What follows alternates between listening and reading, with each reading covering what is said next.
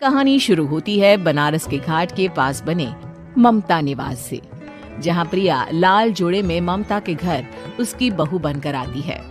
आओ आओ बहू, घर को अपने पैरों से पवित्र करो। ममता घर की दहलीज पार कर ही रही होती है कि अचानक एक बहुत गंदी सी बास पूरे घर में फैल जाती है।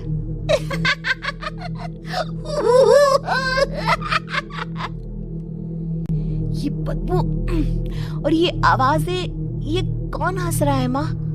अब ये पड़ोसी ना हमारे थोड़े अलग से है। कहाँ हम शाकाहारी और ये मांस मच्छी खाने वाले। छोड़, तू ध्यान मत दे और गृह प्रवेश कर। और हाँ बहू, अपनी सास की एक बात हमेशा याद रखना, इन पड़ोसियों से तो कभी बात नहीं करेगी। अच्छे लोग नहीं है ये। अपनी सास की ये बात मानेगी ना बेटा? हाँ माँ, जो आपकी मर्जी, मैं उनसे बात नहीं करूंगी। अगले दिन प्रिया अपनी पहली रसोई बनाने रसोई घर में जाती है। ये छोटी बात तो नाक में जा रही है। एक काम करती हूँ, खिड़की खोल देती हूँ। इतने जाले, लगता है इस खिड़की को कभी खोला ही नहीं गया। पर ऐसा क्यों? ओह, नॉन वेज की स्मेल आती होगी ना। 2 मिनट के लिए खोल लेती हूँ, फिर बंद कर दूंगी। प्रिया खिड़की खोलती है। खिड़की खोलते ही उसकी नजर सामने वाले घर की खिड़की पर पड़ती है, जहाँ एक लड़की खड़ी होती है, हाथों में मेहंदी, लाल रंग की साड़ी, बिल्कुल सजी धजी, मानो प्रिया की तरह ही वो भी नई नवेली बहू हो। हे भगवान, माँ ने तो इनसे बात करने को मना किया था। प्रिया फौरन ही खिड़की बंद कर देती है और तवे पर चढ़े रोटी की ओर देखने लगती है, पर वहाँ रोटी न होकर मछली पड़ी होती है। ये क्या? पहली ही रसोई में इतनी बड़ी गलती! हे भगवान, अब मैं क्या करूं? प्रिया बहुत डर जाती है और फिर सभी के लिए खाना बनाने लग जाती है। जब वो सबको खाना परोसती है, सब तो ठीक है, मैं बेकार में चिंता कर रही थी। हे भगवान, ऐसे ही बस अपनी कृपा बनाए रखना।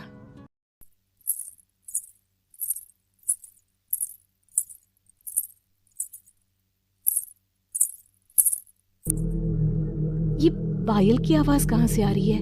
प्रिया छत पर जाती है तो क्या देखती है? वही लाल साड़ी वाली लड़की अपनी गोद में एक नवजात बच्चे को घुमा घुमा कर सुला रही है। तभी प्रिया की नजर उसके पेट पर पड़ती है। ओह गॉड, ये तो प्रेग्नेंट भी है। सुनिए, बच्चा सो नहीं रहा है क्या?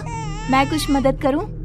नहीं नहीं, आपके घर वालों को अच्छा नहीं लगेगा, मैं संभाल लूंगी।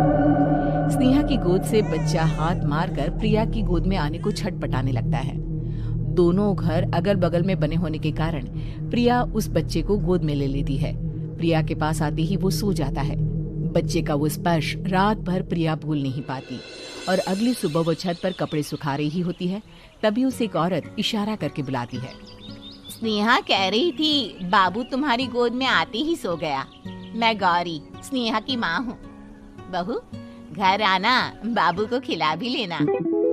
शाम को जब घर पर कोई नहीं रहता, बच्चे से मिलने के लिए प्रिया छिपकर अपनी पड़ोसन के घर चली जाती है और कुछ देर बच्चे को खिलाकर वापस लौट आती है। इसके कुछ दिन बाद ही प्रिया को पता चलता है कि वो माँ बनने वाली है। ममता की खुशी का ठिकाना नहीं रहता।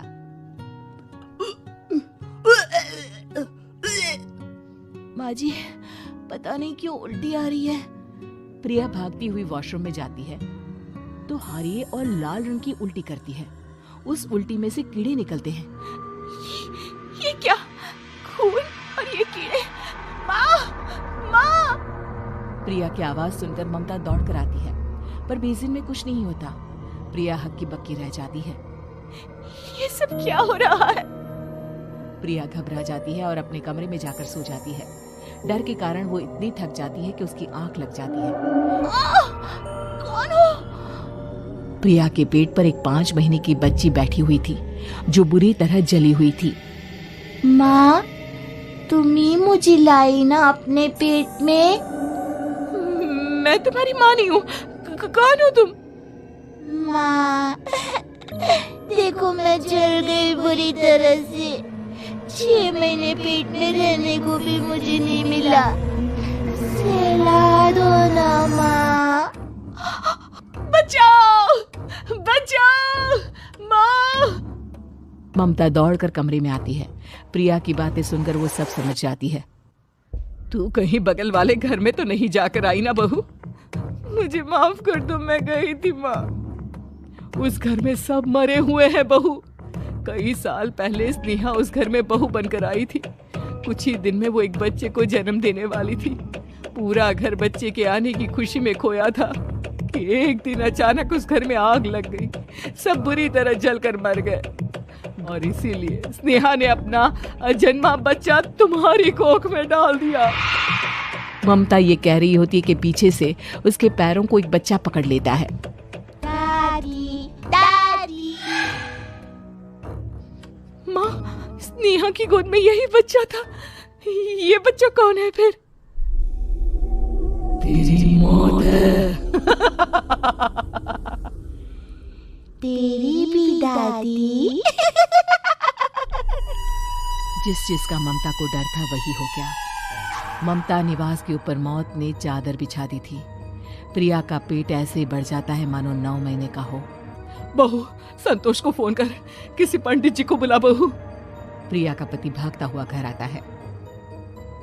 ये तो होना ही था माँ। तेरा पाप तेरे सामने आ गया तो तू सह नहीं पा रही है। स्नेहा घर में आग लगी नहीं थी, माँ ने लगाई थी प्रॉपर्टी की लालच में।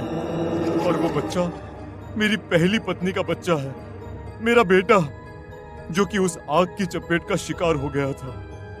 मैंने तुमसे ये सब माँ के कहने पर छुपाया था। मुझे माफ कर दो प्रिया। तुम अगर चाहो तो यहाँ से जा सकती हो।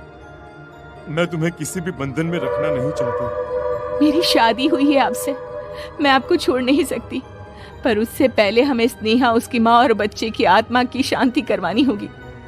संतोष और ममता गौरी के घर जाते हैं। अंदर सब कुछ जला हुआ होता है। जमीन पर जली हुई लाशें बिखरी हुई थी। ममता रो रो कर अपनी करने की माफी गौरी से मांगती है। प्रिया स्नेहा के घर वालों का अंतिम संस्कार करवा देती है और ममता निवास फिर से आत्माओं के साए से मुक्त हो जाता है।